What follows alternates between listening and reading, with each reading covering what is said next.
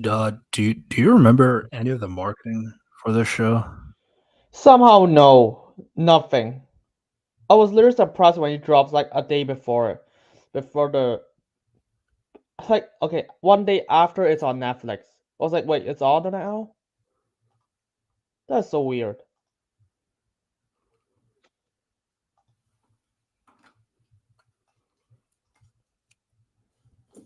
Yeah, I mean, I love the show, but it's like, why didn't they market it? It happens with like Warrior Nun, which is also season two, which everyone wants to watch it, and there's no marketing for it. They literally admit the marketing budget for that show is zero. Yeah, I think there was one trailer, but it was like on discussing films. Like you don't, but I think that was it, really. Yeah, Yeah, because like it silently dropped last last week or the week before, something like that, like really recently, July 18th. Yeah. yeah. Yeah, last Thursday actually. And yeah, I was like, oh shit, season six dropped, and Mm. Yeah, I love the show, so it's like, fuck, gotta watch it now. yeah, yeah. Um, so if you're not aware, we're talking about Cobra Kai season six. This is going to be the last season of the show, but it's broken up into three parts. So instead of your usual two-part finale season, it's three parts. So there's some creativity there. Yeah, pretty much. That's true. So and 15 episodes instead of 10 episodes. So I hope they wrap it up. Yeah, yeah. So this first part was yeah. So as you said, there's 15 episodes. Part one has 5 episodes. Part two, part three will also have 5 episodes each. So yeah, and Mm, I think part two drops November 15th, and then part three ends in 2025. true. Undecided as of right now. Yep. So it'll be fun. It's like, to be So honest, I mean, it's off one of the shows like, fun. I want this character to return from the past movies, which I won't say that ever now for Star Wars or this or Marvel. I was like, yeah, it is pretty frequent. I do recall like back in its initial phase, like I think there was a lot of interest in Cobra Kai's like use of using nostalgia as a point of its show, but it doesn't heavily lean take on it. like lean on it onto it. Yeah, Yeah, I mean, there's like, I mean, aside from Johnny and what's it called? Daniel. Daniel LaRusso, yeah. Yeah, Like, of course they are the main characters. I mean, and then they started bringing in like other characters from the movies, and I love all of the inclusions. yeah. Hmm. I think Barnes was in this one as well. Yep. Spoilers. So yeah, what is Cobra Kai for those that don't know? Cobra Kai is a spin-off of the movie series The Karate Kid, which, if you did not know that, it's a very iconic movies from, like, the 80s. Is it the 80s? Karate Kid. I think so. Yeah. Yeah.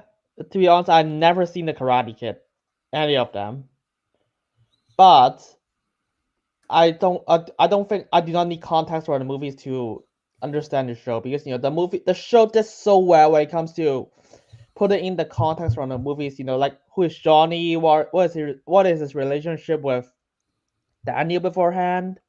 They literally just they explain it in the show in other ways that feels natural. Of course, sometimes they have flashbacks, but it's still cool that they did so. It's like, and so it's like, so you don't really need the movies to understand the show. Yeah. So it's actually celebrating its 40th anniversary this year. The original Karate Kid movie. Yeah, Yeah. So with this being the sixth season, obviously, so we don't really have obviously we don't have the reviews of episode seasons 1 through 5. Um, do you think you could summarize your thoughts on the first 5 seasons? yeah, sure. To be honest, I mean, no matter the quality, I love all the seasons. So this is my subjective opinion.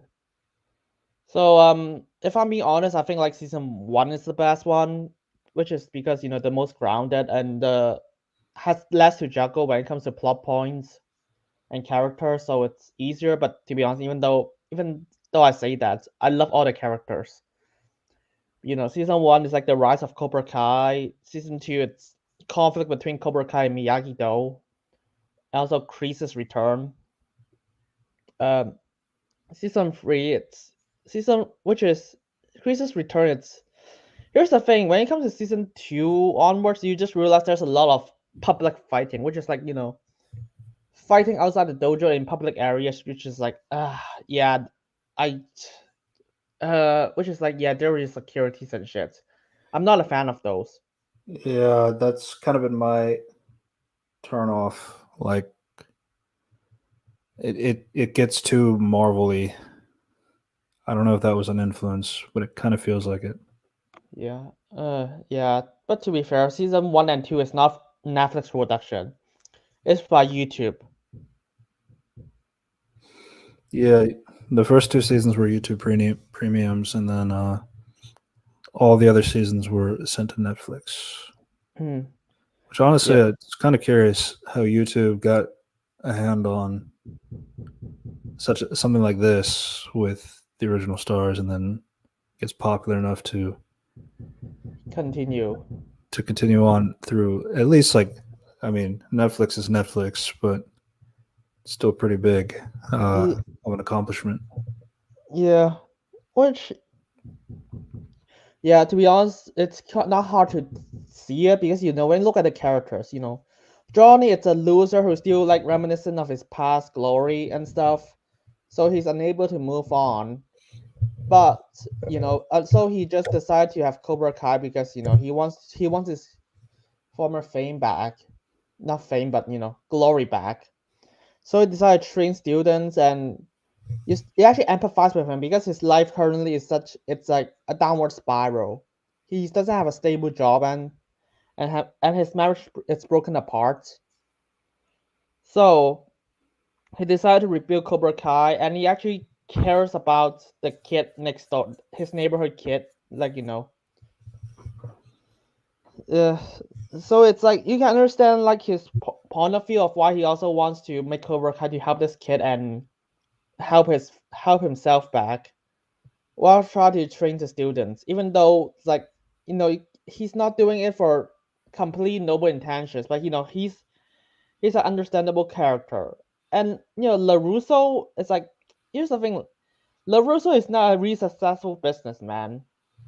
And when he meets Johnny again, he's not like he's hostile. He's just like, oh hi, yeah, I beat your ass before, but I'll help you. But of course they start conflict because Johnny has an inability to move on, and Larusso, it's kind of he still remembers that things happened before, but he still tries to suppress it, and he's still honoring Miyagi. Just like so, there's a lot of interesting conflicts between both of them for former rivals try to work together throughout the show. Yeah, I think like one of like Larusso's like main like contributors is like he like a lot of his personality is kind of tied to everything that he learned from Mr. Miyagi all those years ago. So like he kind of lives his life in that Zen sort of stasis, no matter where he is, like whether it's training his dojo, whether he's at work with his car dealership. He's always like able to keep that Zen like uh, consistency. Now there is like one addition that they put into this show, I think around episode 4, or episode 3, something like that, where Mr. Yep. Miyagi has a as a oopsie. Uh, I Yeah. so I guess I'll comment on that because like that was kind of one of my things like where it feels like it feels like an artificial way to bring a characterization for Larusso to deal with it because like it's I'm pretty sure Miyagi was not in the show at all. If I, Yeah. Yeah. so it's Because like so there's a long gone character, and then all of a sudden in season 6 you have this thing is where they find this box in his room under the floorboard, and then he just finds out that he robbed and killed uh, in his past, and it's like I mean I'm not again. So one of the points that the his wife and Johnny were saying is like not maybe like a maybe he seemed like a perfect man to you, but like everybody can make mistakes and all that, and I get that. But I feel like with it coming in season 6, it feels like okay, so it sounds like a way to get him to feel upset about his master, and that's why it's like whenever they do things like that, it's like it feels very artificial, in my opinion. to be honest, it's kind of like when I look at the scene, I was like, eh. Well, if you go by the show, you know that too. It's like there's actually fight scenes that happens in the season 3 finale fight actually takes place in that dojo, in that place, and you are Yeah, just like, I was like, oh, you did notice that. And season 2, the Cobra Kai members actually trashed the dojo, so it's a bit of, yeah, I don't believe you. Even if those didn't happen, it's like you, you don't think Daniel LaRusso cleaned up the place, so he eventually find out there's something under the carpet. it was like under the bed too, but like again, it's you'd have to like not touch it for 40 years. Yeah, I mean, So yeah, yeah, I mean, it's if the circumstances like if the circumstance didn't have like in season 2 they trashed the dojo, season 3 they actually have fight scenes takes place in the dojo. It was like not outside dojo, inside there. I'll be like, yeah, I can believe that, but because I know those happen, so like, yeah, that was like kind of like one of my main things when I was thinking about when it was first introduced. It's like, damn, you introduced this box under Miyagi's bed. One, I'm thinking about okay, so I know Miyagi is like well beloved, so to hear that he had something bad in his past, like I'm sure it's possible and all that, but like damn you, it's just convenient that you have a thing that is introduced much later to a point where he can't defend himself. um that's one, and then two, based on the timing of it being season 6, the final season, and this kind of being introduced now is kind of like, I mean, I feel like there's probably a better way to have somebody question their former master from all those years ago.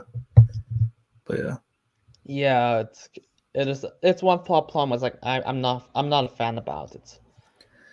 yeah, I mean, the conflict is really good if you overlook that, yeah. I, but I, I do agree.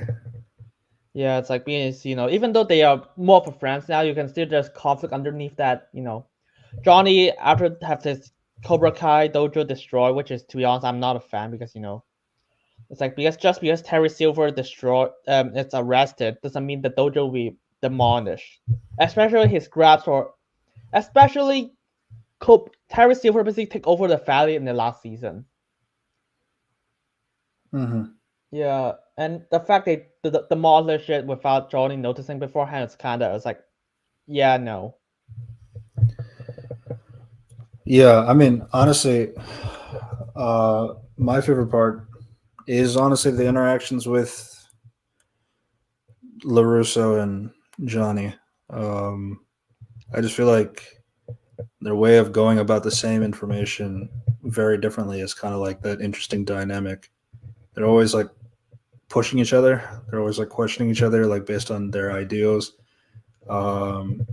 Like, I mean, it's like it's one of those like you can still feel like after all these years, like that rivalry, even though they're friends now, like you can still feel that animosity, which is like nowadays, like I mean, they feel like legitimate friends. Hmm. You don't have to take everything at face value. You can question when you need to question.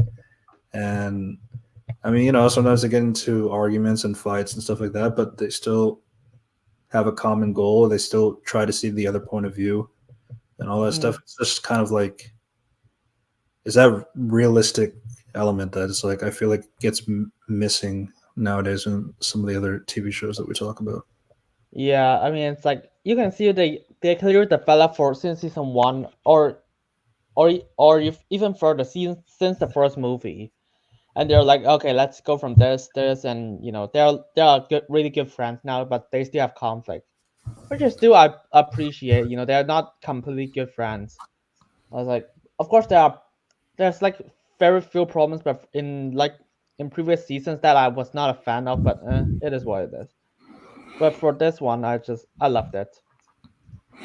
Yeah, and obviously, like Cobra Kai is not just relying on just its legacy characters. Like it has a lot of brand new characters Mm, as well introduced in its franchise.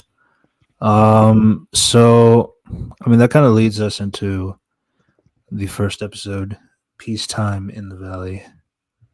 So basically, it kind of starts off with the demise of Cobra Kai and the students of Miyagi Do and the Eagle Fang. They're preparing for this tournament, the Sekai Takai, Taikai. Yeah. yes, Sakai Takai. Yeah, it's set up in the Yeah. last season, so let's just say this is another element. I was like, they have Cobra Kai, even though the person who I don't know, it's like call them is arrested. So I'm just like they didn't really, which I can see it could happen, but it's like they just kind of didn't try to explain it. I mean, Yeah. I could see it happening, but it's like they just like yeah, but none of the people in the tournament was like yeah. This yeah, I know that this guy's arrested, but Cobra Kai, it's not just this guy, so you're in fight, but but they didn't really say that. Yeah. I know, like, we have like a Dragon Ball review with our good friend Operation Bagel, and like we were talking about the Dragon Ball Tenkaichi Budokai, those tournament sagas. So that's just what it reminded me of. The preparation of getting to that point.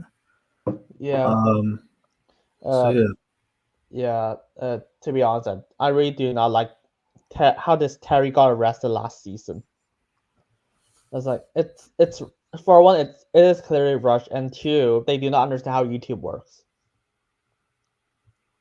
Like okay, okay, we edit videos, right? We post it on YouTube all the time. mm-hmm. So how long does it take for a YouTube video to upload it? Not the rendering stage, just to throw it on YouTube. Unless it's live stream, but 3 minutes. it's not live stream. No, it's a physical video in 3 minutes. Hmm.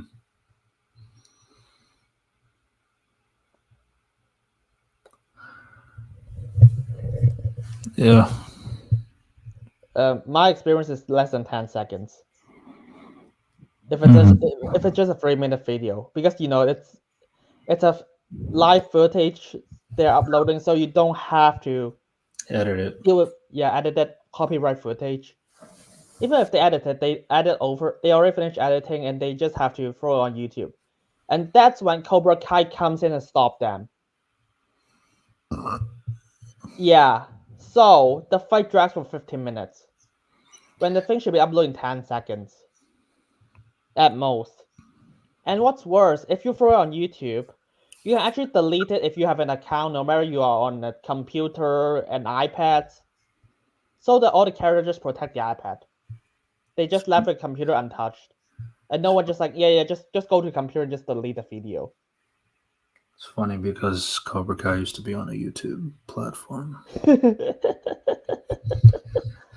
Pretty much. Yeah. So yeah, basically the Miyagi-Do and Eagle Fang. There is some tension between, uh, you know, uh, which style of training they should go over.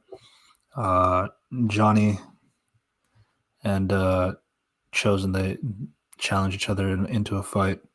Uh, because of this. Well, throughout this episode, they kind of like you kind of see the perspective like Chosen is his pride was like wounded after Silver backstabbed him, and then Kumiko did not respond to his voice messages about his love for her. Yeah, so in last episode, he just called him drunk right before he attacked Harry Silver. To be honest, I'm not a fan of most Cobra Kai finales because aside from when they take place in a tournament, so it's like just season 1 and season 4, they just have to fight in. They just have to have the big fights in random locations. You like schools, like Larusso's house, and this and Terry's house. So they just have to make this fight scene, this kind of fight scene. So it's like they are clear out of hand when it comes to that department. Yeah, and that's where it kind of gets a little sitcom-y in terms of the structure.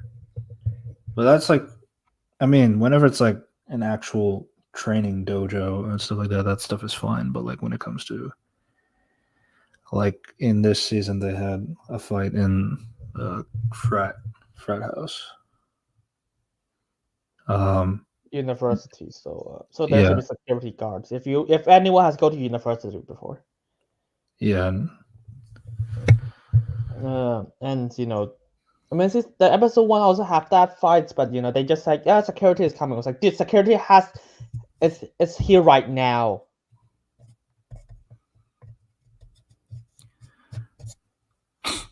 Yeah, but it's here's the thing.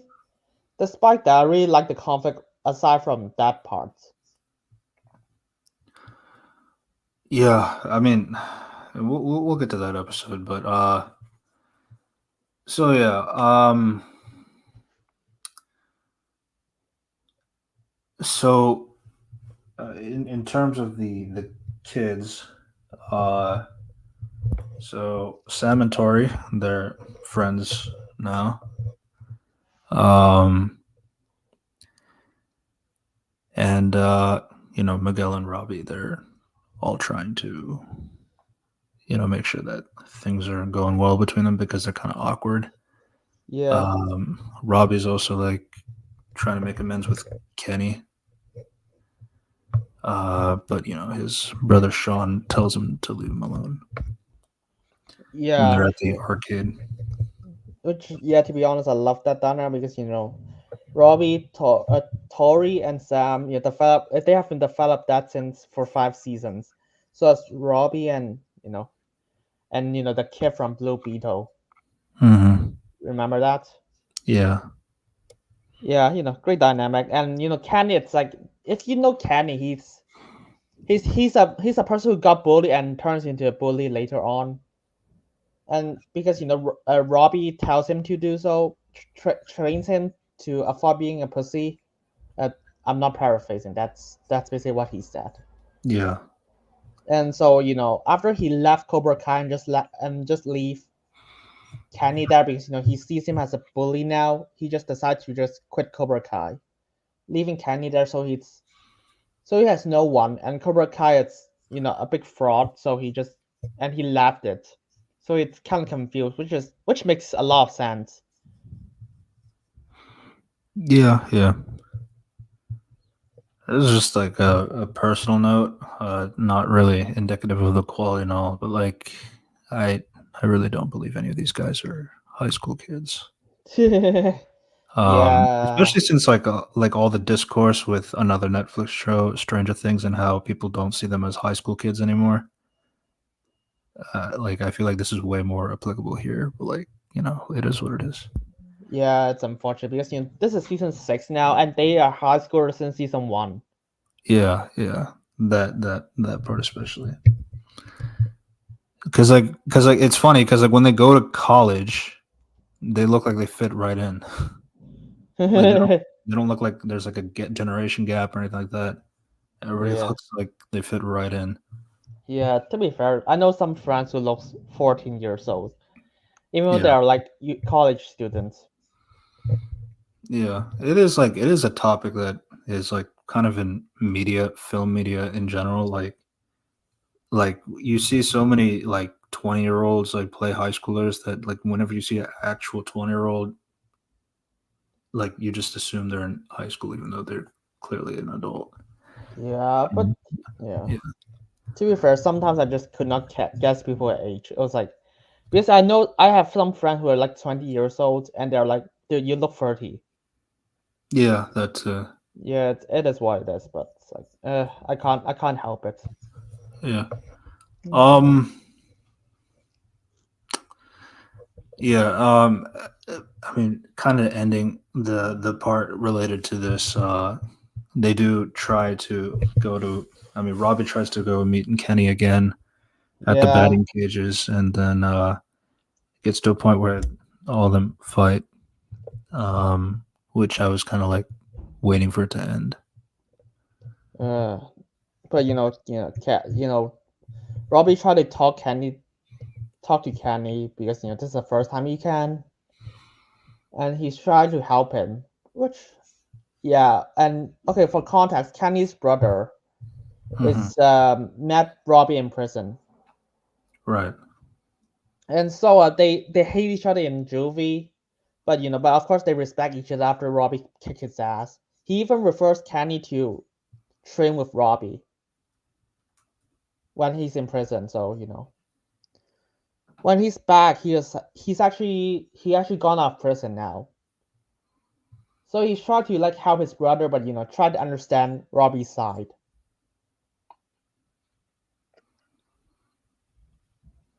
Yeah. Okay. Hmm. Yeah. Um. What else? What else? Yeah. I mean, during this conversation, basically, Tori and so like Miguel, Sean, and Robbie are fighting, and then Tori and Sam are like trying to talk, trying to reason with Kenny about joining their Yeah. dojo.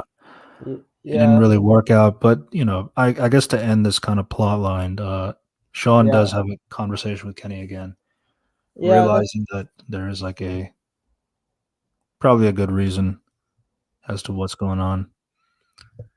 Yeah, yeah. To be honest, I like this scene, even though if they don't have that the fight scene happening. yeah, yeah, Yeah, it's like because Kenny's brother just like fuck, I'm gonna beat you.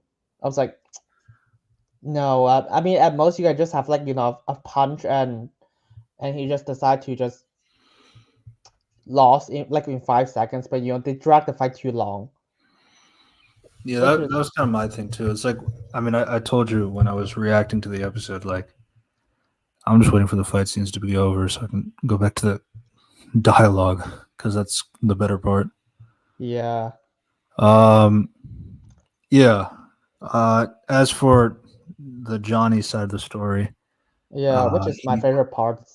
It's yeah to be he honest, gets anyone would tell you Johnny and Danny's dynamic is the best part of the show.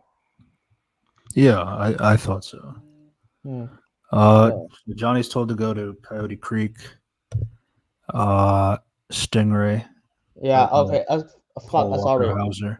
So why did they do that? It's because they haven't decided a name for a tournament. If you go by season 5, they can only decide one name.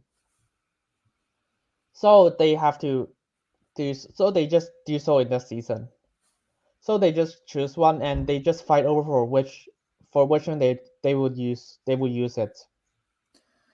Yeah, it's pretty petty, but it. I mean, it kind of showed me that Johnny's petty all the time, so that's kind of his Yeah, thing. and also the fact that Cobra Kai is destroyed. He spent money on it. No, seriously, he actually has used his money. He actually is the one who started the dojo. So it was like, so I understand it. Here's the thing: in season 5, Johnny actually uses the name Miyagi Do. So Hmm. it's like, but because this happened, this Cobra Kai, they actually explain it because Cobra Kai is gone and Eagle Fang is all he has left, and he made it himself. He doesn't want to let go. Right. So it's he. So I understand why he wants to walk back on Miyagi Do and just try to use Eagle Fang. Yeah, yeah. I, another comment that I had is like I really don't I didn't like that logo that they did for Miyagi Do, the original one, which that was kind of the point. It was not supposed to be a good one, and that wasn't their official logo. But I don't know. I just it's kind of it's a weird weird thing to try to make that as a logo with Yeah, Miyagi's face animated. It kind of comes off as a little racist, but not really because they don't spend time on it. But yeah, it was a little weird to me. yeah. To be Um, fair, the mhm. weird part for me, it's like, oh, I have 30 shirts already. Holy Yeah, shit, you made 30 shirts already? yeah. It's Because, like I guess like when you use custom ink, they usually ask you to like, oh, if you want to get a good deal, you got to buy it in a bulk so that you can get free shipping or something like that. yeah. I To just be don't fair, know. I don't know the yeah. time difference between season 5 and 6 though. To be honest, I'm not sure. I don't It really. doesn't. It seems like negligible. Do we have a few months, a few weeks? Because they are now still in college. Fuck. Yeah. Yeah. So it's fine. Oh fuck. Fuck. Something is in my eye. Yeah. Uh. So yeah. Stingray tells Johnny to retake Cobra Kai as the brand since Kreese and Silver are gone. Um, but he doesn't. He doesn't do that. Yeah. Um, Paul had a pretty good line about was like, well, they called him a pussy first, which was part of the joke. But then he has like I think he had like a speech about like holding a grudge, how it doesn't really change anything. Yeah. He had a pretty good exchange. Yeah. They do because if anyone knows Stingray, he's basically just a loser. So it's actually paralleling Johnny. He's a loser who wants to find who still wants to have some glory in life. So he did all the shady things, and he found Cobra Kai. He's the one who invited him to his dojo Mm. and stuff like that. And so he's trying to redeem himself. So that's why he just tried to make Cobra Kai again. Yeah, and then this conversation is kind of what leads to the next morning. Johnny Oh, all right. concedes. Yeah, Yeah, yeah, concedes. That's great because he doesn't want any more conflicts. Because that yeah, not always work. yeah. So it says like Daniel has the right, that Miyagi Do has the right to represent the students in this Sekataikai. Yeah, and Uh, yeah, Choson. Remember Choson in the last episode? He just he lost everything. Not lost everything means he doesn't. He only has Miyagi Do. Just like unlike Danny, he only has Miyagi Do. right. Yeah, in season 3, that's established in season 3. He actually helped Miyagi Do. So he's that's the only thing he has. He doesn't have loved ones. He doesn't have anything else. So of course he'll try to fight for his name. Yeah, Larusso also has like a interaction too. I think with his wife about like accepting the differences that the two of them have. Which that's when he first goes to Chosen saying like he wants to call off the fight because it doesn't amount to anything. It's just a name. It's just a brand. Like anything can really happen. It's really the principles of what you teach the kids is what really matters. It doesn't really matter what it's called. That then Johnny comes in says his side of the thing where he felt like he was in the wrong as well. So they all like, they all had like a moment of realization that this is kind of stupid. Yeah. So Yeah, and then they all forgive each other, but they still want to have their fight, but fight for fun instead of any fight for conflict. fun. Yeah, Mhm. but yeah, and then they're gonna get ready for the training. So now Kenny is in Miyagi-Do after his conversation with Sean, and then it ends elsewhere.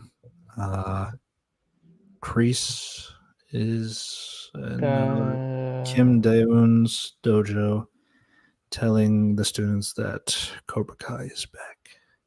Yeah. To be Yeah. honest, I do not. If I'm being honest, Kreese being in Kim Dae-woon's dojo, it's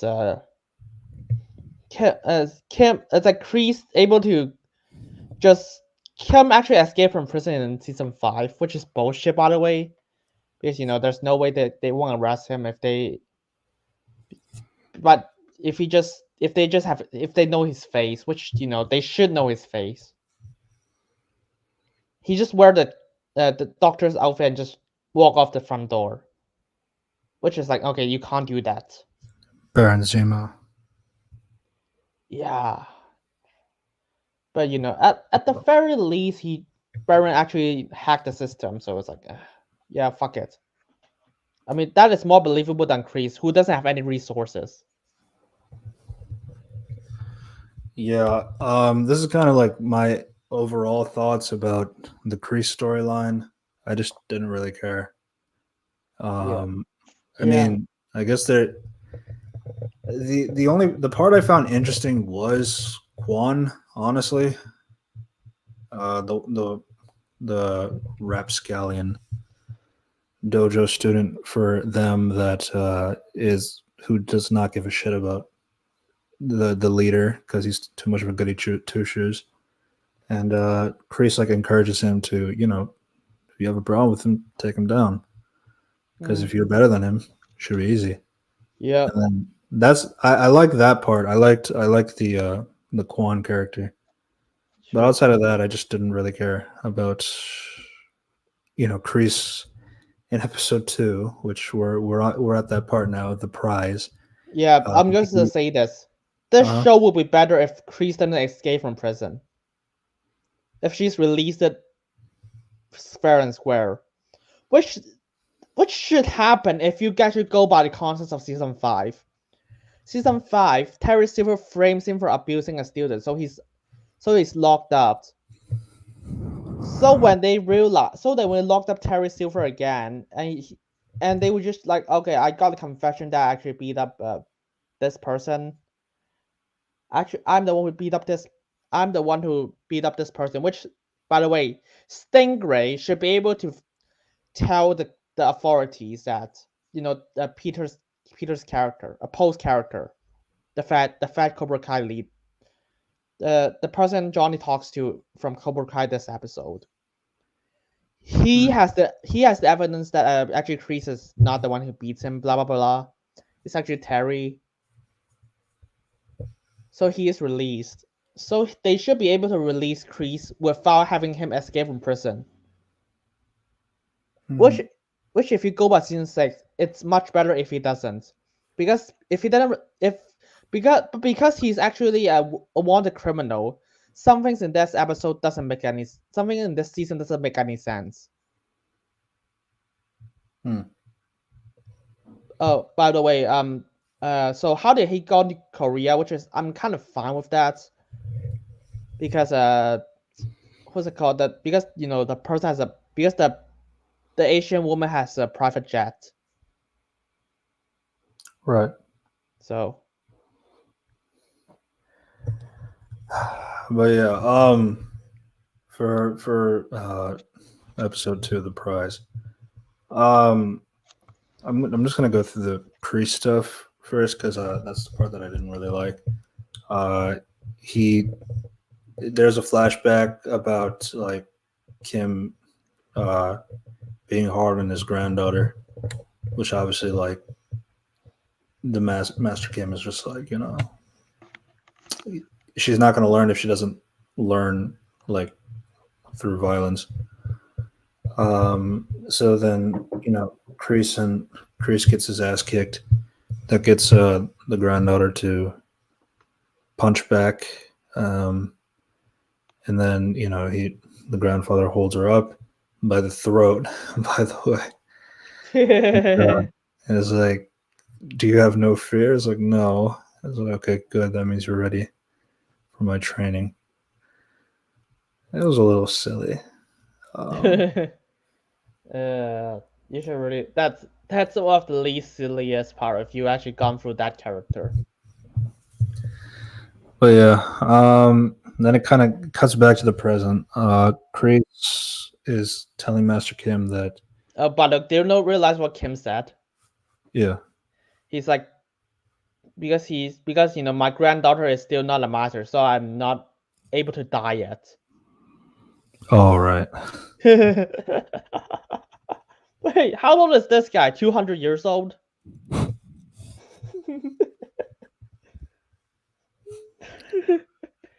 How is that possible? Yeah.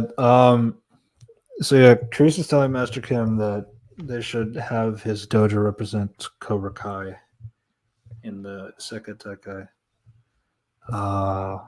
But it gets turned down due to Kim's previous partnerships with Silver ending in a failure. Initially, obviously, they do end up going to Cobra Kai. Yeah. Yeah, so Master Kim, he agrees to the proposal if Kreese can go to a remote island and recover his ancient family knife that's deep within a cave.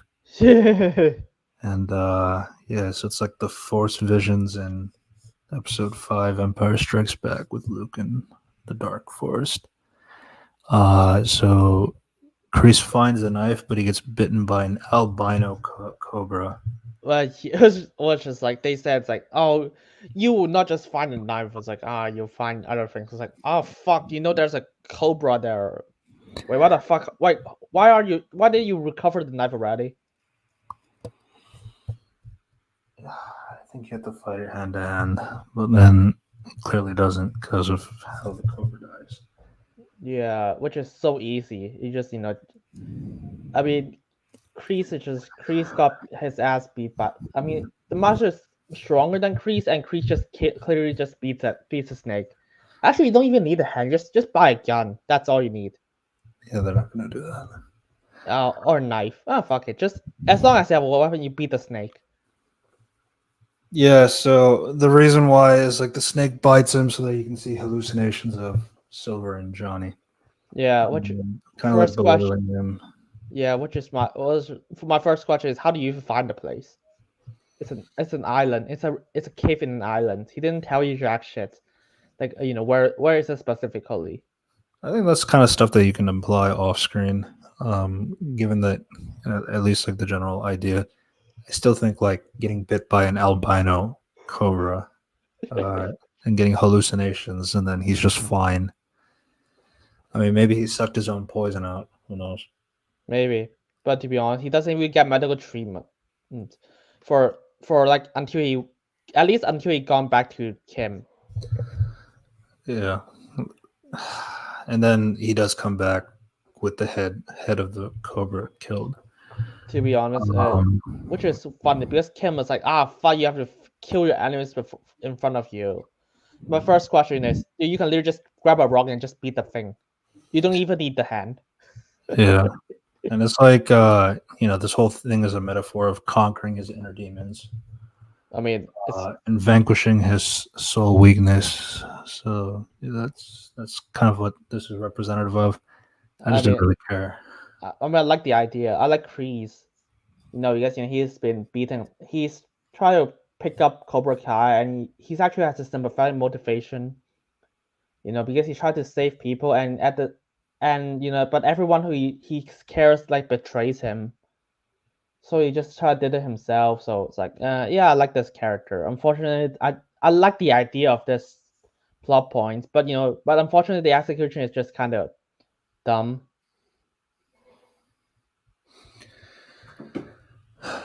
Yeah. Yeah. Basically, giving the knife to Master Kim and the Cobra Head, so that means nobody will be able to stop him. Not even Johnny. That's how that Yeah, episode ends. But yeah, the other stuff in the episode, which I liked a lot more, was Miguel is trying to figure out for college. uh, So his family is just having a lot of money issues. yeah, and Um, his the place broke. yeah, the water they had a water like leak, causing them to lose a lot of money for that. He wants to go to Stanford. His mom is pretty clear that they don't have the money for this, despite trying to encourage him to go. So this kind of stuff is getting Miguel to think about other stuff. So obviously they have like a college orientation day kind of thing where everybody knows that. So he's looking at some of the colleges that are smaller. See his options in case if he needs to go to a smaller college instead of Stanford. He hasn't told Sam this because Sam is like trying to plan going to colleges that are either Stanford or near Stanford so that they're near each other during that time. Yeah, Miguel hasn't said this truth yet. Um, but yeah, him, Hawk, Dimitri, and Eli. I think no, Eli is already there. Him, Miguel, Hawk, something like that. Oh yeah, yeah. I don't know. I don't understand Hawk's mohawk. But yeah, it does have a bit of history because he's also a bully who has Yeah, to learn to be it just tough. Yeah, looks he's just also a looks bully. dumb. He got bullied. He learns to be tough, so he have the mohawk. Yeah, I just don't like how it looks, but it is what it is. Um, but yeah, they all go to the smaller college. They meet up again with Kyler. Yeah, the bully from Cobra Kai. Yeah, so Kyler's like nicer now. Mm, Um, and they go to a frat party, and then we kind of talked about this before.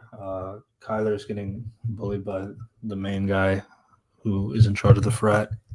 He's getting hazed, and basically says that the hazing will continue and he'll never join the fraternity. So this mm, gets Kyler to beat their ass because he has the power to do that. And then everybody else starts fighting in the party, and then they win, and then they get out. yep. Well, yeah, I mean the more interesting part was Mm, Miguel is obviously trying to make a decision like this, and then even Hawk has like kind of a bit of a conundrum as well, and this kind of gets explored in the other episodes. That after going to the frat party, there is like him and Dimitri are not on the same page because yeah, like Dimitri is like very eager to go to MIT regardless, um, because that's something that him and Hawk has like wanted to do since they were like babies, essentially. So it's a long time dream, basically. And but after this experience at a frat party, uh, Hawk doesn't feel like he's enough, so that's why he wants to try to see what are his other options. It's like classic college drama. which is fine. Yeah, I don't want. Yeah, I mean, it's actually realistic for people this age to deal with it. Yeah, yeah, yeah. Um, And this episode also has like because of the house issues, Johnny's trying to go around looking for another house. He has like a beef with the realtor. Um, because like he's being very rude as to what he wants, and because he doesn't have the money to afford a new home. He does meet like a former fan of his, who Yeah, who is like in charge of like the other homes in the area. So it's like if you can at least like try to find a way to get some stable income, so that they can prove that is able to afford a new home, then he'll help him out with that. which And this is is like yeah, after, yeah, this is after like the first time he got really angry at the original realtor, and the second time Chosen kind of like gets him to calm down and realize like his mm, like you shouldn't be using your fist, you should be using your heart, essentially. So that second time when he talks to the second guy who was a big fan of him, he was able to be more calm and collected, say what he wants, and then he got what he wanted in a certain point of view. yeah. It just, I mean, it's like there's still a long way to go, but that's the first step. Because he did complain later. It's like, fuck, I be calm now. But there's there's still a lot of things coming on. So it's like you can't. This is just the first step. Right. It's good. Yeah. Yeah. It's, and of course he just got a Yeah. car.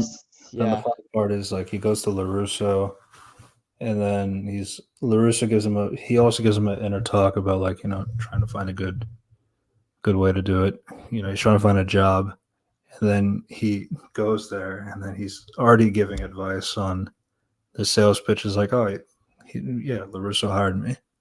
It's like, no, I didn't. Yeah, you did. Oh, okay. yeah, which is funny, but makes sense. Uh, Yeah. yeah, Then like Johnny at least showed like his interest in trying to get a stable income so that he can you know get the house for his family. Um, yeah, that's pretty much episode 2. yeah. A bit Right. less to talk about, but there's still a lot of good things like the Johnny stuff, and Daniel plot point as well. Yeah. Hmm. I'm gonna lead into episode 3, Sleeper. Uh, so Kreese takes control of Kim's dojo training. This is where we talked about he has a focus on the delinquent Quan and trying to mold him. I thought that was like the more interesting part of the entire story with them. Uh, after Yeah, some prodding from Kreese, he was using the anger for purpose. Uh, Quan defeats Yoon, who was like the dojo's top student, and in a fight rips off the King Cobra badge as a souvenir, and then takes the yeah. role as leader. To be fair, I do like that one joke. Was like, what's because after Quan disobey order, he's like, because you disobey order, I'm gonna give you one task. He was like, yeah, I can do any task. And then the Asian lady was like, yeah, of course, I believe you.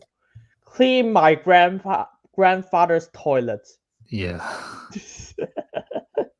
Yeah, which is like, yeah, good joke. I like that one.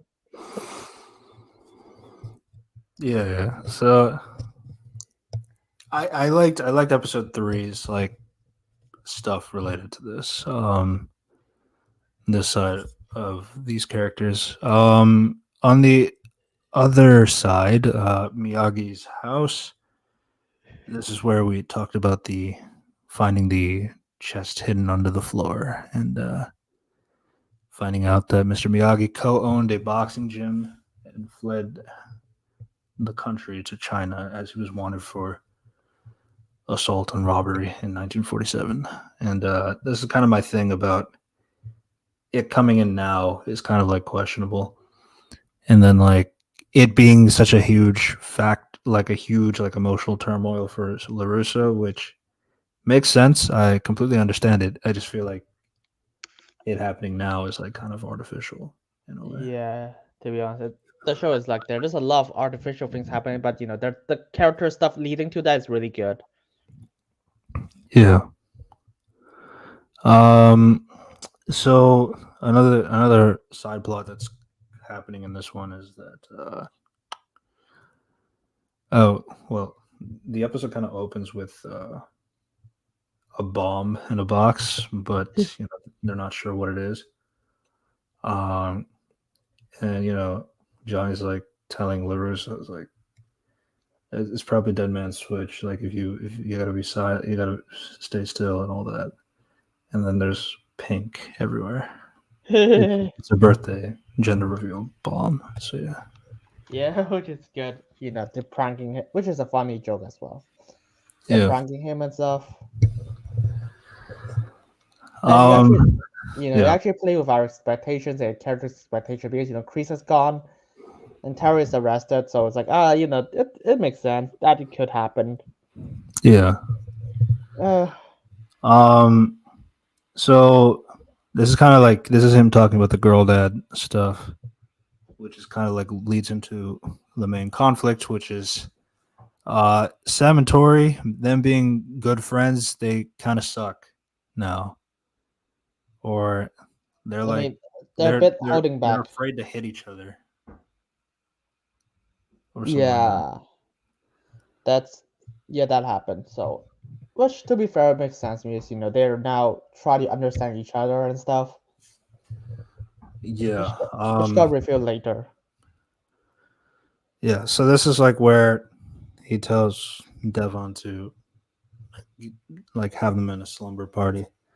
Uh, he's trying to rile them up. He steals Miguel and Robbie's phones, texts the other girlfriend since they all dated each other at some which point. is which is to be honest, my first thing is wait, how the fuck do you steal their phones and they didn't realize that? Yeah.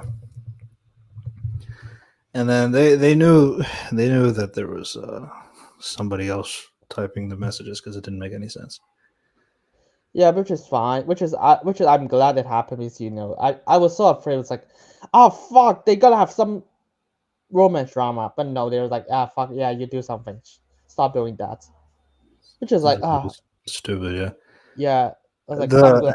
the part that was he writes like a Spanish line to Tori just to show that it's Miguel who's typing. Yeah, that makes perfect sense. Yeah. Uh, but yeah, they do end up having a fight after the slumber party. Like they get into an argument about all their wrongdoings, but Uh, instead of fighting, it ends with Sam realizing that she did fuck up Tori's like, upbringing. yeah, and Sam just apologized as well. It's like, yeah, Hmm. Yeah. but they do better in like terms of the next time they train, they are trying to fight each other, not like pretending. Yeah, because it's clear they just it's because they're even though they're more friends now, they still have something holding back because they don't want to offend another person.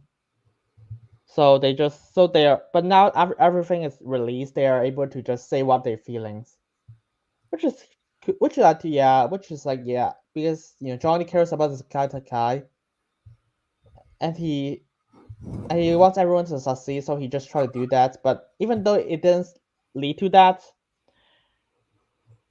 it's Yeah, still yeah, the characters. It still makes sense for Tori and Sam to have this as a conclusion.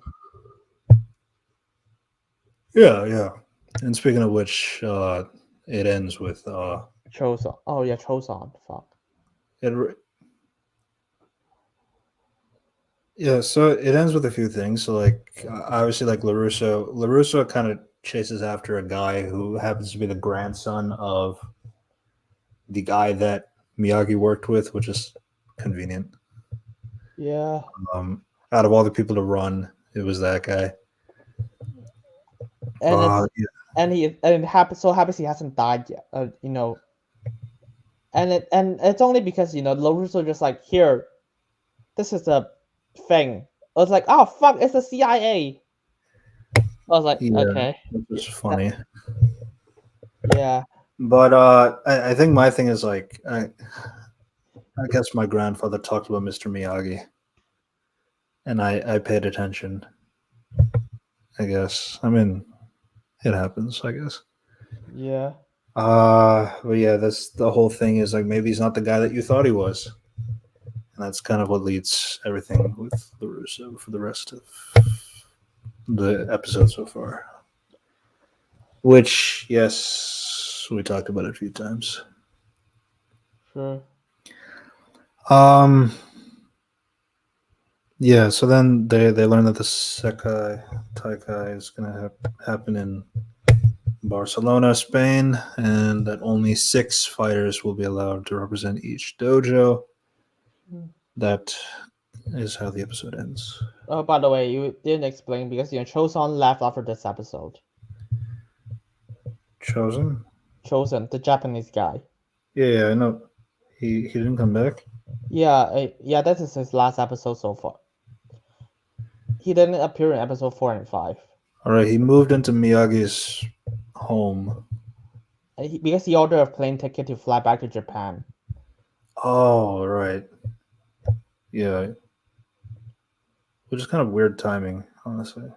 Which, to be fair, I do like that because it's clearly because There was a thing with the mom getting upset with because Chosen has been there for like months, even though he was supposed to be there for like the one time thing, killing somebody. Yeah. And yeah, then he's just been freeloading.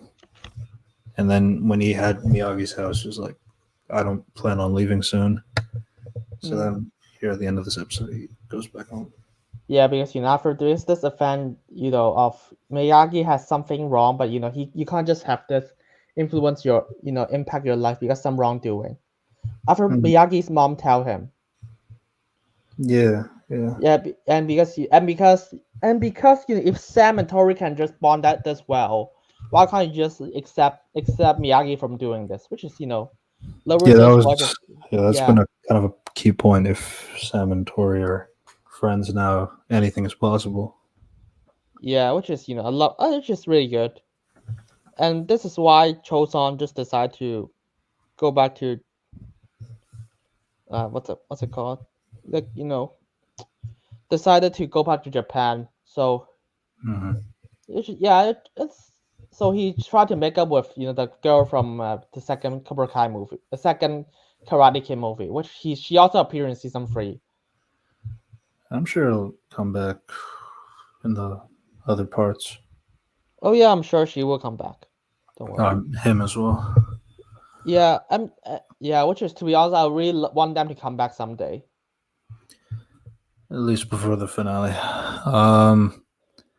So yeah, that leads to episode 4, the underdogs. This is basically. Oh shit! Wait, you haven't forgot the announcement at the end of episode 3. That's very impactful for episode 4 and 5. Yeah, I was saying like only six are allowed per dojo. Yep. Yeah, so that's that's what leads into the underdogs because in order to determine the 6 fighters who will represent Miyagi-Do, they need to pick. Johnny and Daniel both have some biases about which ones they want as the top 6. So in order to make it more fair, they need to bring in another sensei.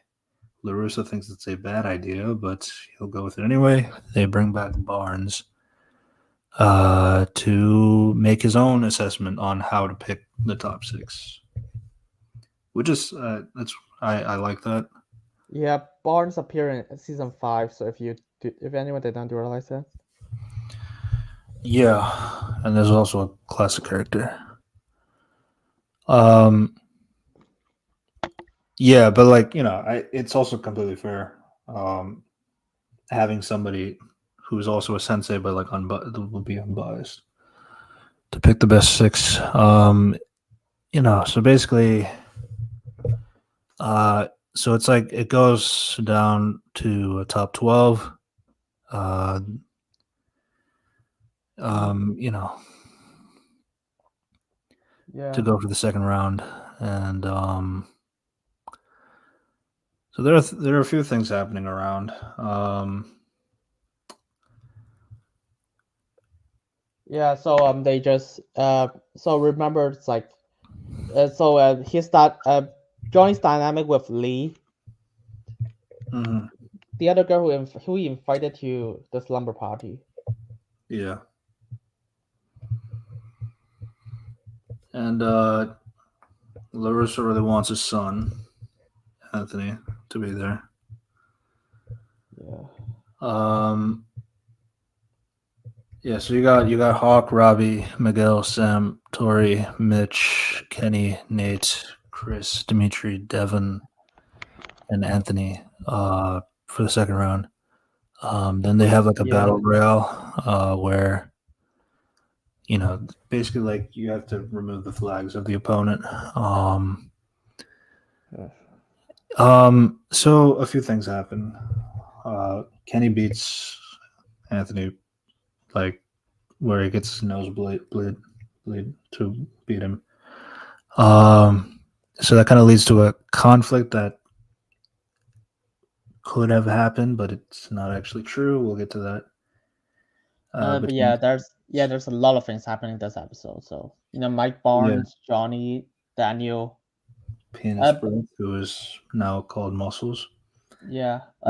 He First, takes laxatives to do diarrhea.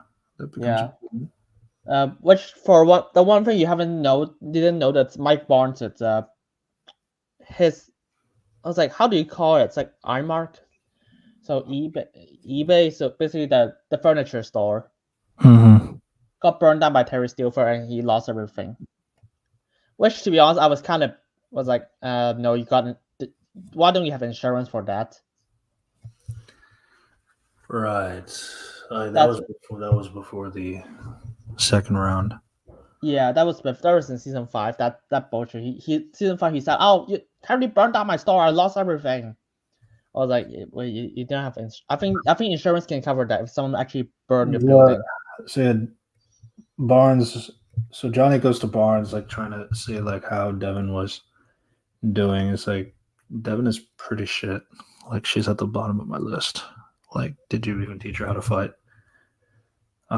So obviously shitting on the Eagle Fang and all that.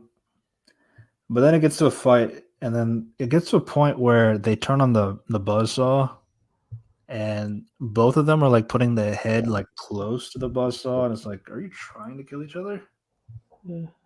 Like that was a really weird decision. You didn't have to do that. Mm. Yeah, I don't know. It was just like that was just something I found really weird in their fight scene. Yeah, that's. I mean, I think that would be for dramatic impact, but they just don't have to focus on the shot for that. They truly are not trying to kill each other.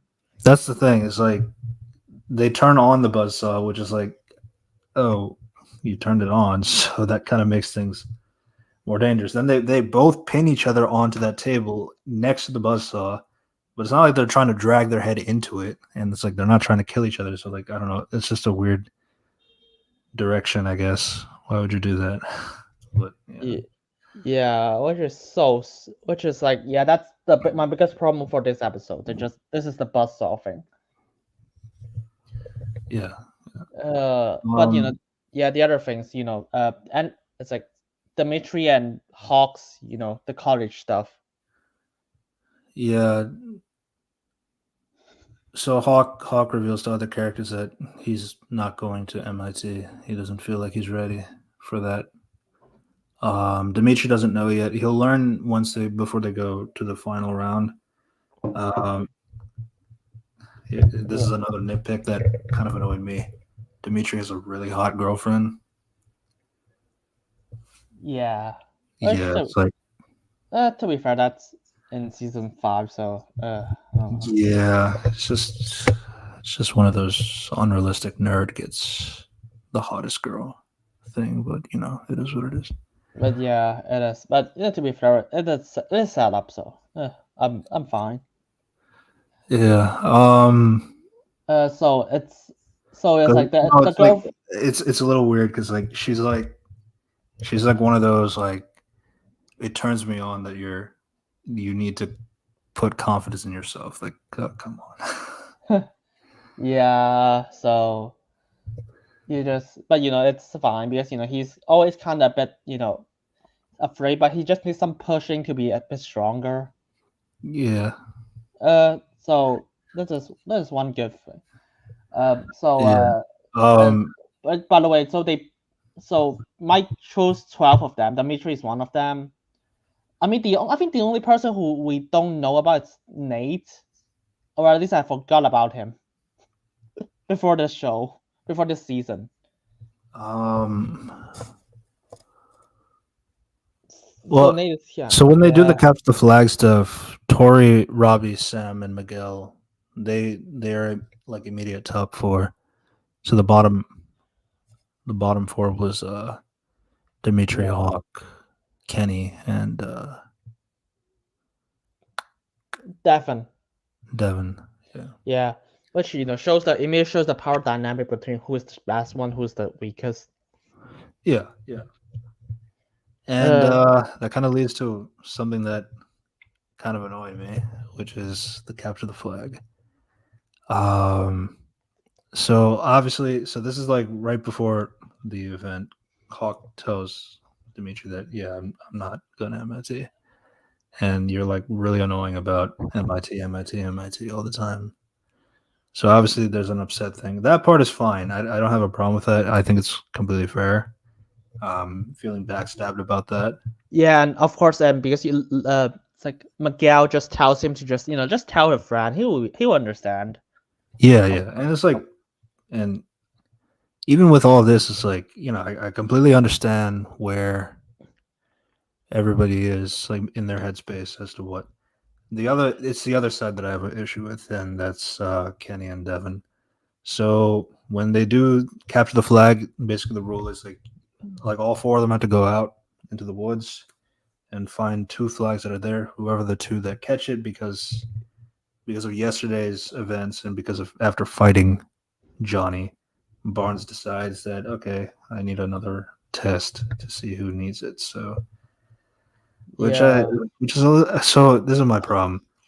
It's kind of bullshit because yeah, and this is kind of like LaRusso kind of had this feeling as well. Johnny did something so that Barnes could give Devin another chance, even though she doesn't deserve it, because he really wants her on the final six. And yeah, yeah, it's pretty evident because there being a final round.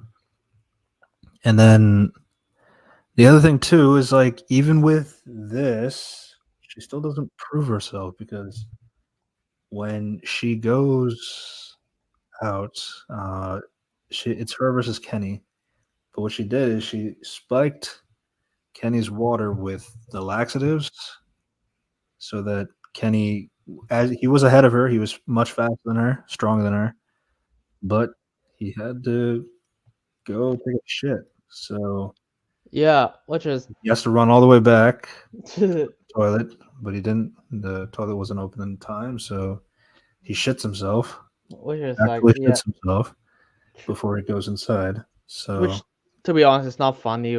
Just like I'm not. It's like we're too late to under. We just do not. We just do not need a fart joke. Need a poop joke, which is not funny now. yeah, and it's like so this is my problem. Is like with Devin. So Devin, they had this third round for Devin because clearly there was a disagreement on should she be on this roster or not. And Barnes made it clear that she didn't deserve it originally before the fight scene. So now we have this capture the flag scene happening because of Devin, and then Devin still doesn't really prove herself because she had to make Kenny need to shit himself with the laxatives so that she could win. Yeah, And that's what kind of bothers me. So So you have like somebody like that who gets a spot who didn't deserve it originally, who shows me that she still didn't deserve it even up until this point. And I don't know. I just think that was like a weird writing decision. But like I know it's not weird because like I know they're probably gonna acknowledge this in part two or part three. So I'm sure that something will happen, but like it kind of gives me a bad impression of her already because like and then on the other side, Hawk versus Dimitri. I mean, my thing, it's just like, it's clear that's a setup for the Spike thing. Because Yeah, there's a scene before I was like, oh, by the way, this muscle guy, I have this thing that let me put there's no that. way I can win. This guy is smarter than me. This guy is faster than me. This guy is stronger than me. Like they all have something that I don't. And then obviously, Johnny's trying to encourage Devin. Like she worked her way to get up here. So like, Yeah, so it's like, but like then she cheats her way to win. yeah, which is I'm not fan, but it's the fact that the muscle guy just like, I have this the Laxia just a Like, day before it happened, just a day before it happened. So some character can just steal it and just spike the drink, yeah. which is like, okay, sure, that's a bit coincidental because that's never happened, because he never has that in previous seasons. Yeah, I mean, laxatives are kind of used for, obviously to have people shit more. So like, uh, it's kind of like it helps like for some people who have issues with constipation stuff like that. So it does like I can see a use for it, but that's like something you don't need to have a character need it so that you can figure out a way how to get somebody to steal it because that's just something you can buy Yeah, like over the counter and all this stuff. So like that's not like a so there's that. But then also it's like I don't know. Kenny showed he's a way better fighter. He's way faster. He's way stronger. But because he needed to take a poopy, there it goes. I don't know. yeah, It's just unfortunate. yeah. Which is, yeah. Um, I would prefer they didn't have the Laxia scene. It was like, they just have to just reveal that. They just have to cut that moment now. Just like, because he like just has. clearly the only thing that like you could literally just have her like him run off in a different direction. She runs to the correct side of the woods because it's a woods. Like woods are huge. There's Yeah, a possibility that one of them could be wrong.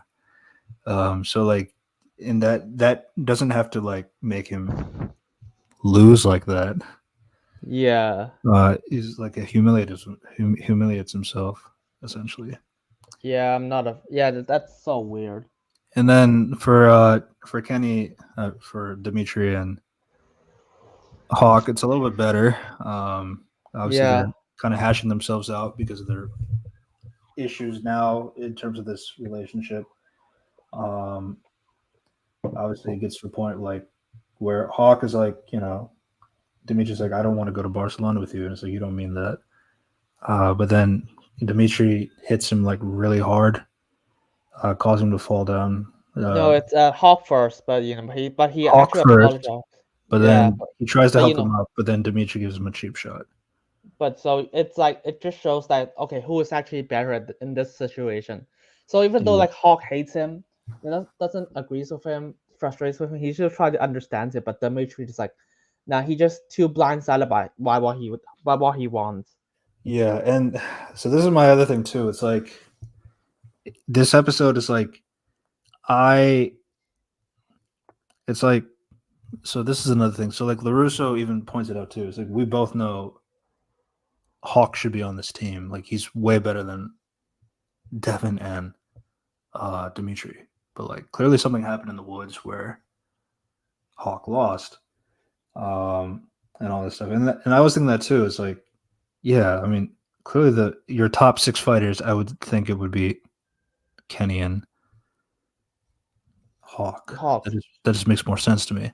So when you have this like final confrontation, the ones who clearly should have won have lost, and the way they lose is kind of Weird. yeah. Hawks is at least reasonable because like he could have went up to try and go after him again, but like I mean he got hit pretty hard, but then he's also like there's nothing I can really do. Uh, one Yeah, of my best friends is like saying he doesn't want to be with me in Barcelona, so it's like it's kind of like that's kind of a gut punch, figuratively and literally. So I do understand that part, but like for Kenny, it's like yeah, there was a bit to make him lose. yeah, which is like okay, let's have because I think the showrunner just like wants to have a shit joke, not a shit joke, like a shitting the pants joke. Who was like, isn't that funny? Remember Sex Education season 3? Yeah, I was like, It's Netflix. I don't know. You guys get yeah, into that. they just want to have it a bit more over the top. It's like, no, no, no. To be honest, they could Yeah, have, and like the thing is like so has like kind of a bit of a it's a little smart because like Kenny and Anthony have like a little bit of a beef, and the thing is like Lee actually kind of has this conversation with him. It's like like what's going on with you and Anthony, that kind of thing, and then Kenny's like saying like how he's jealous and all that stuff. So, which so is you could- fair up if you, which is kind of like a thing is like so if you put laxatives in Kenny's drink, Kenny's first assumption is that it was Anthony who did it because like then Anthony's also like making fun of the shit. yeah. Which, by the 'Cause- way, if you because this is set up from like season 4, Anthony bullies Kenny, but he just try to, but he's trying to toughen himself up after Kenny bullies him back. But he still try to be nice to him, but Kenny just gone to the dark side now. But yeah, they still try to be friends again. But after this, it's because they clearly have a lot of conflicts beforehand. It's clear to assume that Kenny will suspect Anthony, and especially like Anthony and LaRusso has their father and son, and LaRusso was like, yeah, it's fine. You are underdog. You will win. It's like I'm underdog beforehand, so you have a chance. yeah. Honestly, like I mean, I don't know if like you can comment from previous seasons, but like I really do feel like sometimes when it comes with like sibling characters, like you kind of have like a fair equal screen time between both siblings of like the main character's child. I mean, like for example, uh like in Stranger Things, Finn and Natalia, they're both Yeah, siblings, but they both have like their own characterizations and their own like relationships that we see both of them and who they hang out with and all that stuff. Here, it's like the focus is all on Sam. yeah. To be fair, Like, Sam is not the focus on this episode, so it's like, yeah, she's not. Um, but yeah, like I do feel like she'll just get more attention than Anthony. yeah, yeah, which is, but Sam. This is of course because Sam is always the main character since season 1. Yeah, Evan is always the side character until like season 4. They just make him a bit more prominent. mhm. Yeah, But right. yeah.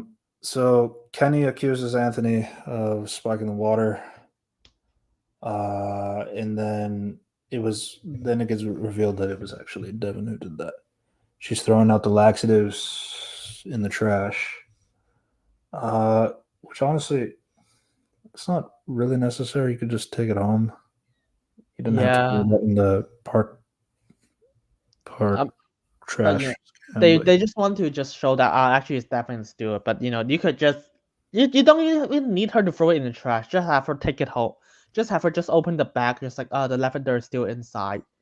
So you just close it. She just close it quickly. yeah, before Johnny comes in to congratulate her. Yeah, which is like yeah, that's a bit dumb, but yeah, it is. But it's not too big of an issue. Yeah, so that becomes our big six: Tori, Robbie, Sam, Miguel, Dimitri, and Devin. And that's how the Yeah, episode ends. yeah, that's and episode 5. Episode 5, best of the best. So this is where they are trying to go for their captains. It's gonna have to be they have to pick. So one of the requirements was that the boys.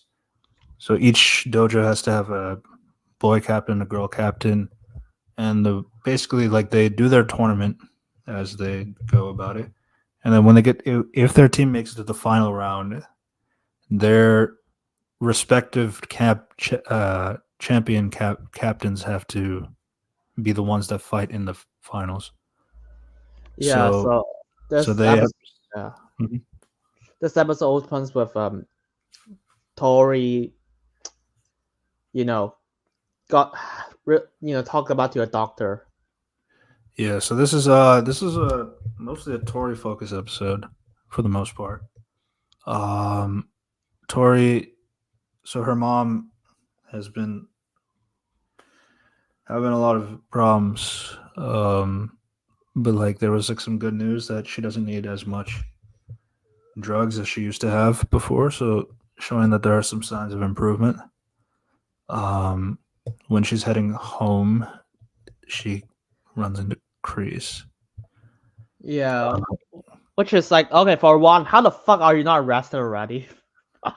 if you just if you just show up here, you're a wanted criminal.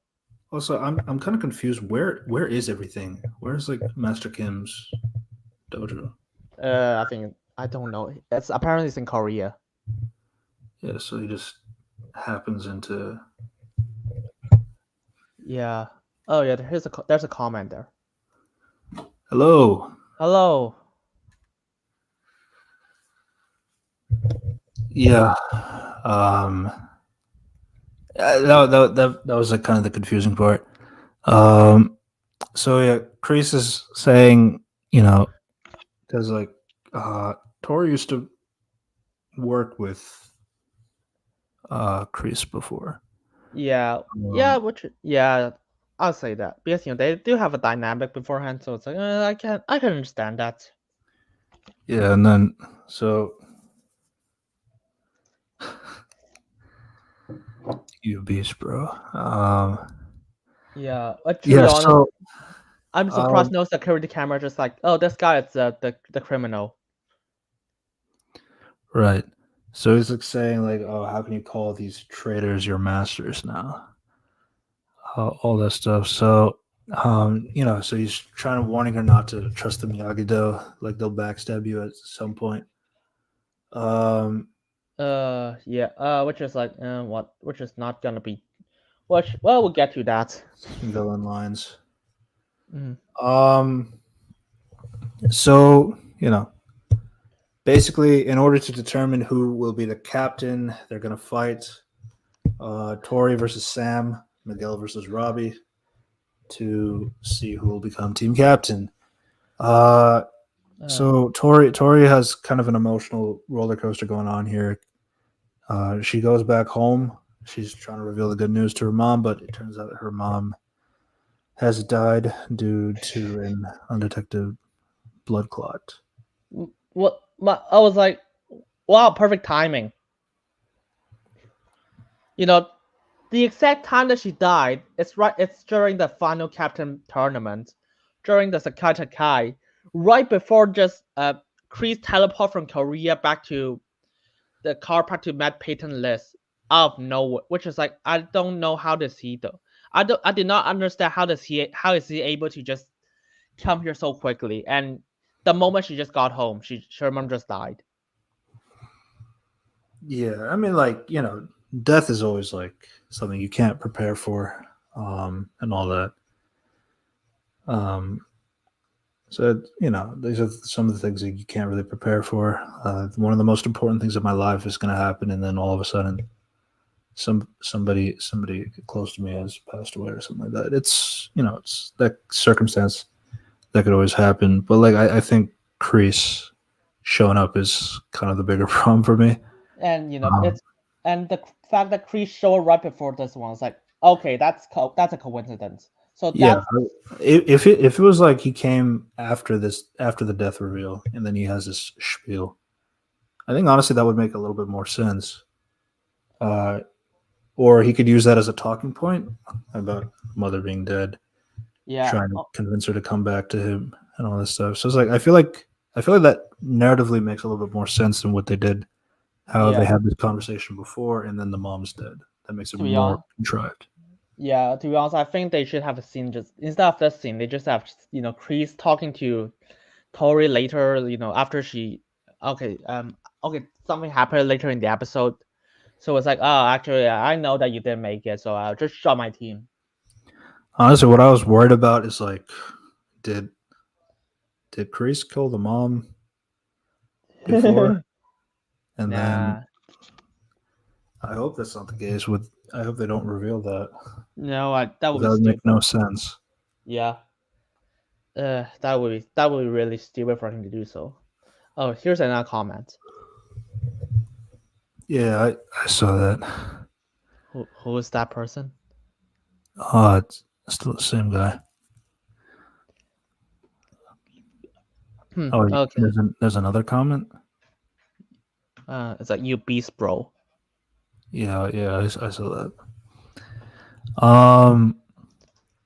Yeah. So Sam and so you know Robbie and Tori before the death happened, they did have like a communication. That was in episode 4 about like how the two of us should uh be the captains together and like we can stand on the stage together when we win, and they both agreed to that. Um, so there was this whole thing with like Robbie telling Miguel and Sam that they're going to be training um, with him and Tori. So that gets Miguel and Sam to try and train together. So this is like Sam. So Sam actually, not Sam. So a few things happen here for Miguel. Miguel learns that his Stanford application got deferred, meaning he wasn't rejected, but like they won't be able to make a decision until March or April. So later down the Wait, line. really? That's the education system in US. Yeah. When you get deferred, it means it's like you're not deferred means like you're not rejected, but like you're not being accepted right now during the early access. Like you basically like you get another chance to see like whether you can prove yourself within a few extra months that you really do deserve to be here or not. So Huh. that's kind of like his, which that's like the stat that he was saying. Like usually like less than 15% of people who get deferred actually make it into Stanford. Yeah, because I do not understand. Because when I got into university, I was like, wait, what is it defer again? Because I didn't got accepted until, like May or June or something. When this, Yeah. American college system is different. You get to know pretty early on. huh, I Um, I see. yeah. So Miguel's hope is hoping to like is becoming captain so that he can fight on the world stage through cameras because he's won tournaments before, but like that was on a smaller level. If he were to win this world tournament, it'd be nationalized so that it would have more weight on his resume and all that stuff. So that's kind of what he's like. That's what he's training for, basically. Um, so something weird that I found was like, uh, Robbie was like training, and then like Miguel shows up, and then they kind of have their back and forth about saying like I'm really trying to win so that I can make it through to Stanford, which and all that stuff. I have something that matters, and then Robbie took it as a way of like you're saying like me not going to college and my thing doesn't matter and all that stuff. And then before that, before they can escalate in any conflict, um, Robbie's mom, I mean Miguel's mom, opens the door and all that stuff. And then I was wondering, is like why was Robbie training in front of Miguel's house? Hmm. I'm I not was sure. like, wouldn't you want to train in your own house, or do they live near each other or something like that? Oh no, Robbie's house is like another city. So, but he's currently living with Larissa right now. Okay. If he's living with Larissa, it's still. I mean, unless like Larissa is near Johnny's apartment, but like, yeah, they were just like, that was just something that kind of was Not wondering. It's a Why was he? Larissa or Lawrence. To be honest, they didn't make it. I don't think they made it clear in the show. Hmm. Yeah. Actually, No, I think he is with Lawrence because like he does talk about like because like they kind of say like Lawrence was like taking care of him like a son at that point.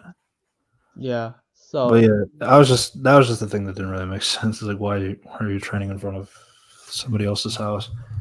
But yeah, so that's kind of their side. Sam doesn't really do much. yeah, Sam is just she just have her big stuff in episode 3, and that's kind of ends.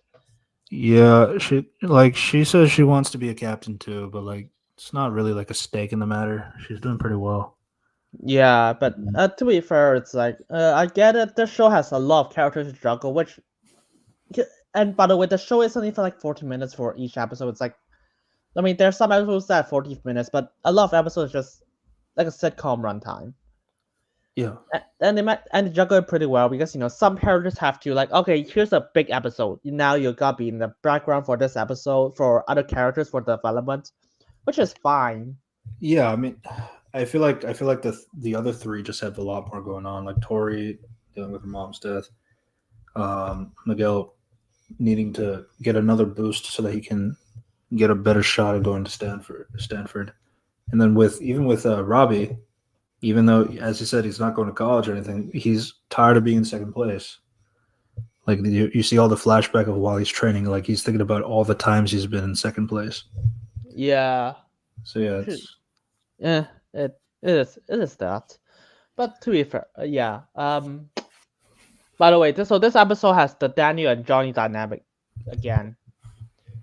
So he just which is just Daniel Johnny want to train the students, but the thing happened last episode, so he just trying to be a bit more aggressive again.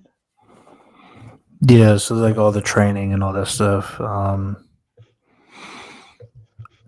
Johnny's kind of going a little bit overboard. Danny wants to. He feels like Johnny's training has nothing to do with like Miyagi, and he feels like Yeah, Johnny's like, going back into his old like impulsive behavior, just because he's a leader now of what he used to do back in the day. Um, Things like that. Uh, yeah, but so Daniel just like so yeah, I'm gonna give you more jobs for my company.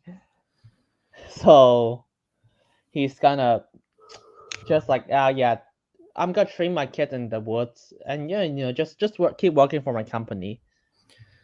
yeah, and it's like makes sense. A lot going on in the background both uh, with both characters. When he goes on a test drive with some stranger, he just finds the car in the woods, and it's like, oh shit. Let's Test, turn the car here. Here, it's good. There's auto brakes on there, so yeah. test now out there. Which, to be fair, if you didn't realize, Johnny is a really good driver. He's basically a speed demon. That's established in season 1, so it's fine if he can do something like this. Yeah.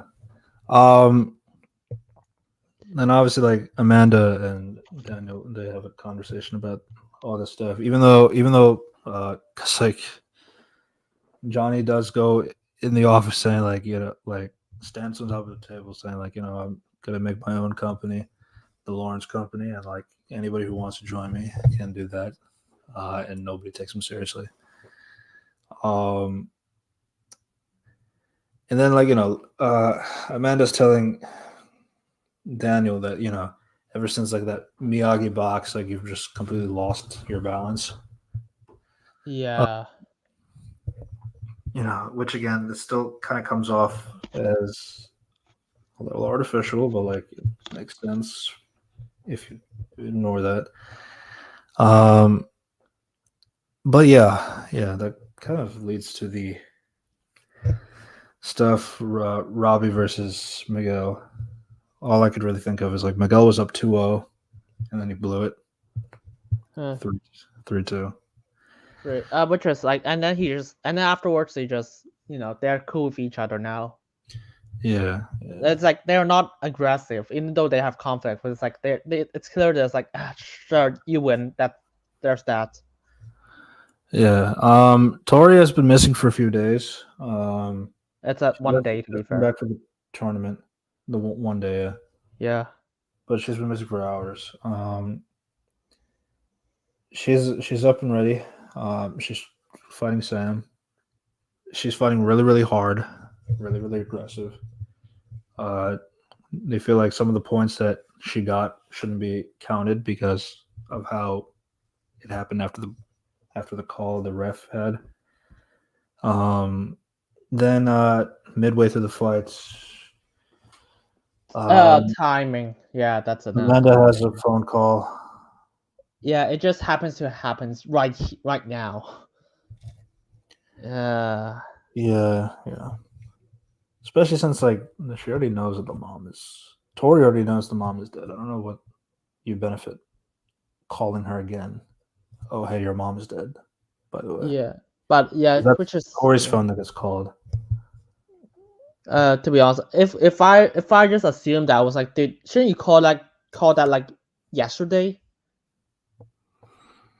Yeah, yeah, but like even then, like Tori was in the hospital, so there was that conversation or that acknowledgement.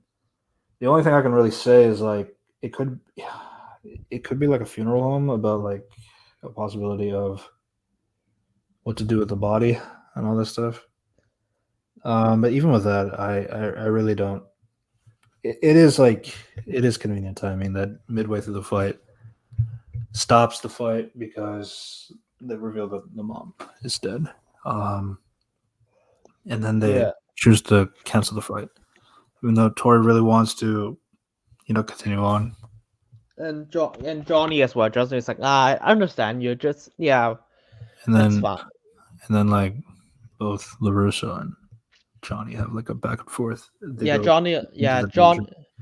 It's understandable. Johnny was like, I think you should just do what she thinks is best, and they're like, no, I don't think she knows what she thinks is best, Yeah, which is but and like makes the sense. main contributing factor is like Johnny can sympathize because like when my mom died, I just kept training. I kept fighting on, and because that was able to stop me from Yeah, thinking which about is it. And which is like yeah, but some people do that very well. Some people yeah, don't handle it very well. and Um, and Johnny, it's like Johnny has always been ever since like season one, he is a bit always like been aggressive when it comes to like failures and stuff. yeah, So of that's course, that's also his character in the movies as well. hmm, it's that so it makes sense. And Daniel, because he's successful now, he's a businessman and shit. So it's like so he understands, and he has kids. Of kids he has good relationship with, so he understands them more. So it's like it's clear that he is like, okay, you shouldn't do that. I don't think you should do that.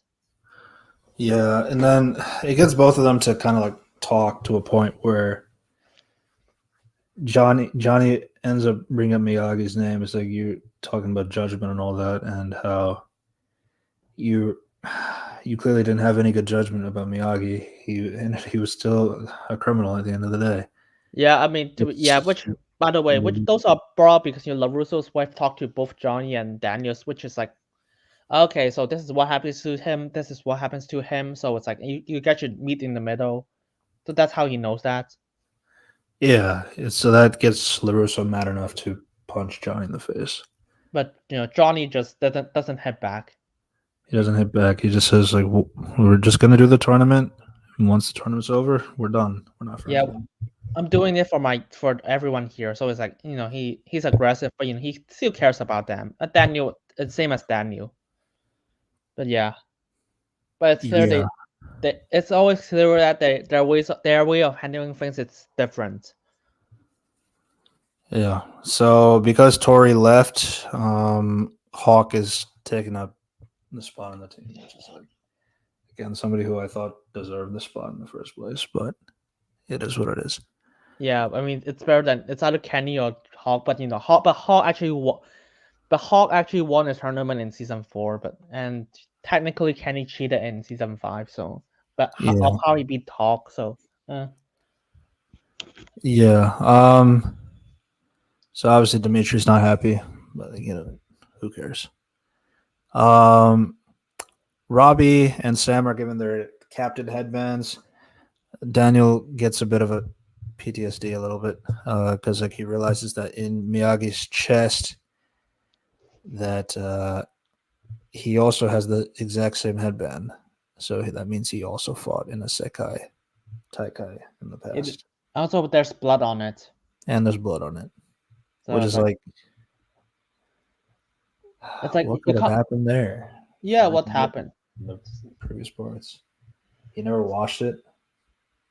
Hmm. I guess he never did. It's a little weird because, like, it's I get it's like it's from the 40s, I think, right? So it's really old. Hmm. Um, but yeah, it's like I, it's a little weird because, like, obviously, like Danny's like kind of like he feels like so I feel like his thing is like he feels like he hasn't been told a lot of things about Miyagi where he thought he used to know everything about Mr. Miyagi. But like, is him fighting in a world fighting tournament like that crazy? No, which is like I don't think so, but I think the review should be, oh fuck, I actually see this happen before. There's blood on it. Which to be fair, I think That kind of is he what just happens, but like, I just think he remembers the blood, so it's like there's something wrong with that. yeah, I think the best way assumption is like, oh, there's blood on the headband, so it's like let's just rush in. It's like, oh fuck, it is, so something happened. yeah. My thing though with it is like, it's like when you have. I'm just thinking like in the sense of like if I was thinking in the sense of like Dragon Ball, for example, for the Tenkaichi Budokai, like Master Roshi would he's been fighting for a long time, so it's like of course he's been to world tournaments before. Uh, so that's kind of the thing. It's like, is it that crazy for your master to be a former fighter in a world tournament? It's a little weird, but it is what it is.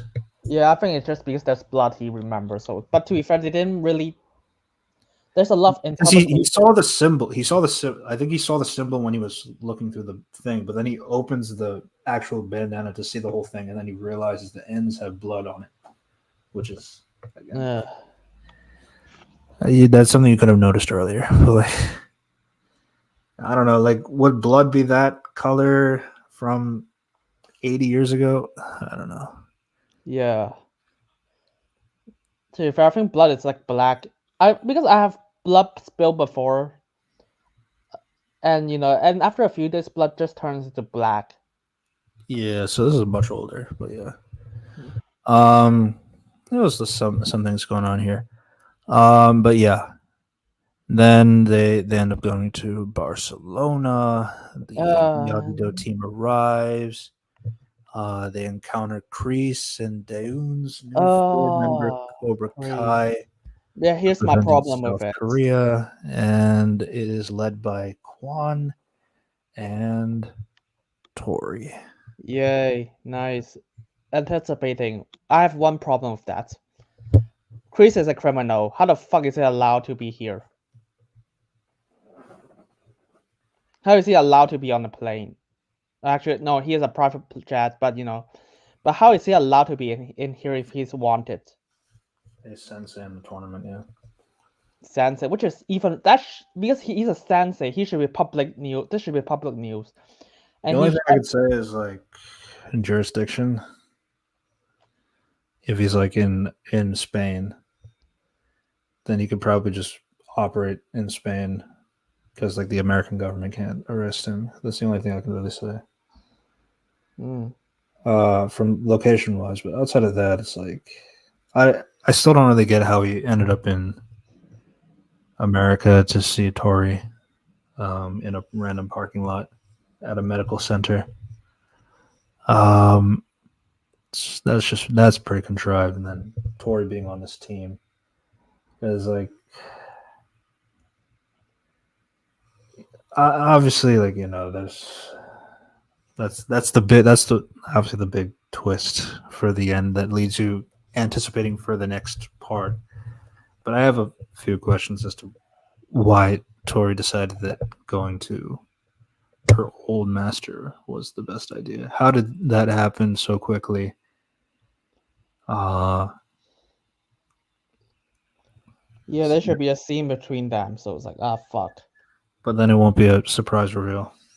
Yep. But I hopefully the next 10 episodes just explore it more. That's what I'm hoping for.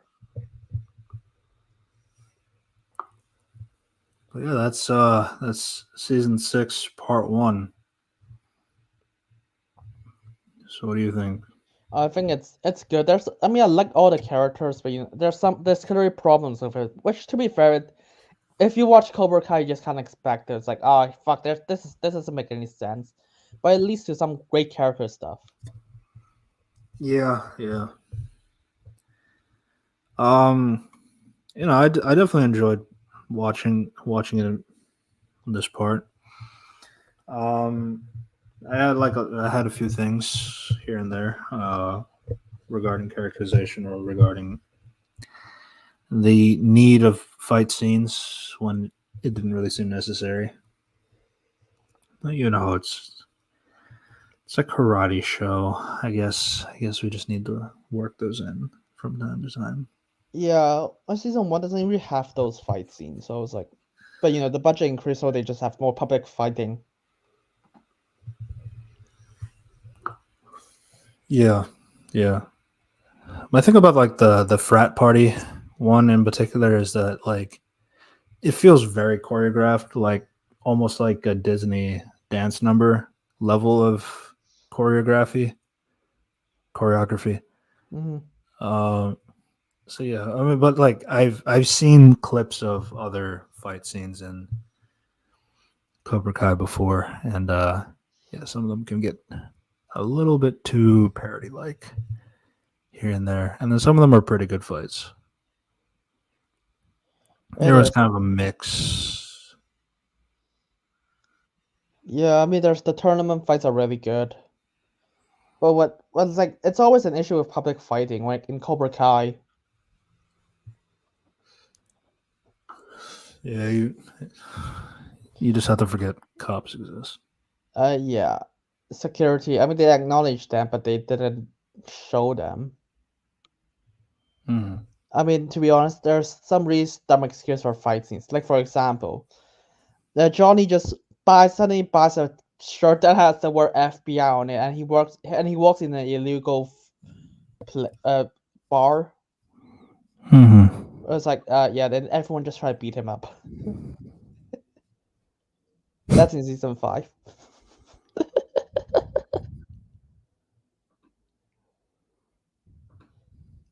But yeah, Hmm. But yeah, hopefully it's a little bit better moving forward. I definitely enjoyed my watch. Obviously, this being the last season, it's got a lot to live up to. which to be that yeah, the structure is different now because they split it into 3 parts. I don't think any seasons before even split into parts. Yeah, I mean, it makes sense because it's the last season. You got to Mm. really milk it out. Yeah, I actually binged 3 seasons at one in like 3 days, so it's like I love Cobra Kai. Yeah, yeah, I can definitely see the appeal to the franchise. It's a franchise Um, that done well. It's not like Star Wars now. It's like fuck. Or I hate a lot of those. There's like one or two occasional gems like Andor and the MCU now. It's like I like Hawkeye. I like the Guardian Special. What about the other things? Fuck off. yeah, I already seen some leaks for Deadpool 3. Same. I'm God, that episode. That's gonna be a fun pod, I think. Yeah, to be honest, if I already have a lot. I already have a lot to say just from leaks. So I don't even know what's happening. But to be fair, from the leak, at least from the leaks, they try to do more with the multiverse and multiverse of madness. yeah, that's the funny part of all this. Hey, at least Ryan Reynolds actually has a creative imagination. That is true. That is true. It's a bit simplistic, but it's more creative than Multiverse of Madness. I'll give him that. Hmm. But yeah, that was Cobra Kai season 6, part 1. We'll definitely talk about part 2 when it comes out in And November, part 3, there's 3 parts. and part 3, which will be in 2025. Yeah. So yeah, keep a lookout for that. Subscribe to Unity Review and Analysis. Subscribe And to my channel, Red Devilos Reviews, and also another podcast, and another then Corp Unity podcast. Reviews for podcast. Yep. All those links are in the description down below. We have a Spotify as well. Take a listen to that. And yeah, we'll talk about Deadpool 3 next time. So we'll see you next time. Bye, guys. Yeah. Bye.